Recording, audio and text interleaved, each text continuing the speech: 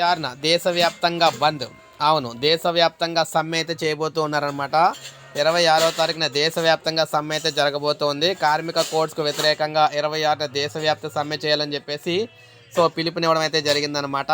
కేంద్ర ప్రభుత్వం తీసుకొచ్చిన 4 కార్మిక కోడ్ల ద్వారా కార్మికులకు తీవ్ర అన్యాయం జరుగుతుందని, వారి హక్కులను కాలరాసే ఈ చట్టాలకు వ్యతిరేకంగా ఈ నెల 26న చేపట్టే దేశవ్యాప్త సమ్మెకు విజయవంతం చేయాలని సిపిఎం పాలిట్ బ్యూరో సభ్యులైతే బివి రాఘులైతే పిలుపునిచ్చారు. ఆయన నెల్లూరులో సిపిఎం కార్యాలయంలో విలేకరులతో మాట్లాడారు. రాష్ట్రంలో వైద్య కళాశాలను ప్రభుత్వం నిర్వహించాలి. వైజాగ్ స్టీల్ ప్లాంట్ కార్మికులపై సీఎం చులకనగా మాట్లాడడం తగదు. రాష్ట్రంలో ప్రయోజనం కలిగే పెట్టుబడులు వచ్చేలా ప్రభుత్వం కృషి చేయాలి. బూటకపు ఎన్కౌంటర్లను సిపిఎం ఖండిస్తుందని అన్నారు. ఏది ఏమైనా మొత్తంగా 26వ తారీఖున నవంబర్ 26వ తారీఖున దేశవ్యాప్తంగా అంటే రాష్ట్రాల్లో కూడా దేశవ్యాప్తంగా మొత్తంగా సమ్మె అయితే చేయబోతున్నారన్నమాట. అయితే విద్యా సంస్థలకు సంబంధించి సేవలు ఇస్తారా లేదని మనకి ఇంకా క్లారిటీ అయితే లేదు. మొత్తం మీద దేశవ్యాప్తంగా సమ్మె అయితే చేస్తున్నారు.